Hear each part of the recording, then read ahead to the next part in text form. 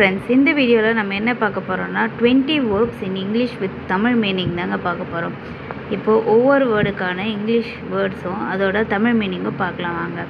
Lymph அப்படின்னா நொண்டுறது, நொண்டி நம்ம நடக்கிறதுக்கு தான் நம்ம லிம்ப் அப்படின்னு சொல்வோம். ட்ரேப் அப்படின்னா துணியால் அழகாக அலங்கரித்தல். இப்போ சாரீ இருக்கிறான், அதை நம்ம அழகாக ட்ரேப் பண்ணுவோம் இல்லையா, ஸோ அதுதான் ட்ரேப் அப்படின்னு இங்கிலீஷில் சொல்லுவாங்க. இன்வென்ட் அப்படின்னா புதுசாக நம்ம எதனாச்சும் கண்டுபிடிக்கிறத நம்ம இன்வென்ட் அப்படின்னு சொல்லுவோம்.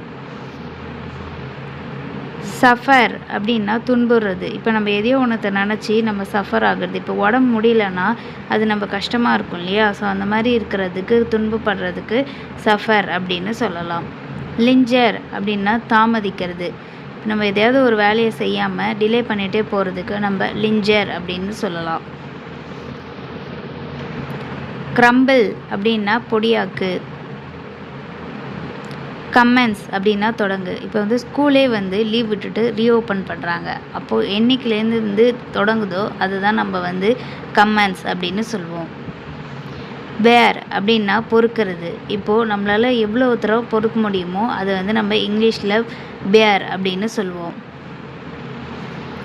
லீப் அப்படின்னா தாவறது. மூன் அப்படின்னா புலம்புறது. இப்போ எதையோ நம்ம ஒன்றத்தை நினச்சி புலம்புறதுக்கு நம்ம மூன் அப்படின்னு சொல்லலாம். இன்கர் அப்படின்னா ஏற்படுத்தும். இப்போது நமக்கு ஏதோ ஒரு மாத்திரை சாப்பிட்றதுனால சைடு எஃபெக்ட்ஸ் வரும் அப்படின்னு சொல்கிறோம் இல்லையா, ஸோ அதனால் பின்விளைவு ஏற்படுது இல்லையா, ஸோ அதை தான் நம்ம இன்கர் அப்படின்னு சொல்லுவோம். பாண்டர் அப்படின்னா ஆழ்ந்து யோசிக்கிறது. யான் அப்படின்னா கொட்டாய் விடுறது தான் நம்ம யான் அப்படின்னு சொல்லுவோம். ஸ்வீப் அப்படின்னா பெருக்கிறது, அப்படி இல்லைன்னா வீசி அடிக்கிறது.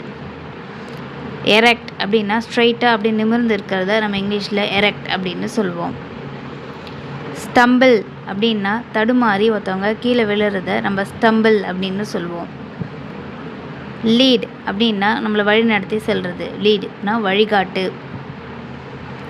என்லிஸ்ட் அப்படின்னா ஒரு விஷயத்தை நம்ம பட்டியலிடுறோம், அதுக்கு தான் நம்ம என்லிஸ்ட் அப்படின்னு சொல்லுவோம். என்ரிச் அப்படின்னா வளப்படுத்து. ஷிவர் அப்படின்னா ஒருத்தவங்க பயத்தில் நடுங்க வைக்கிறத நம்ம ஷிவர் அப்படின்னு சொல்லலாம். ஸோ இதெல்லாம் இங்கிலீஷில் பார்த்திங்கன்னா ஒரு சில இம்பார்ட்டண்ட்டான வேர்ப்ஸ். இந்த வீடியோ உங்களுக்கு யூஸ்ஃபுல்லாக இருக்கும்னு நினைக்கிறேன். தேங்க்ஸ் ஃபார் வாட்சிங்.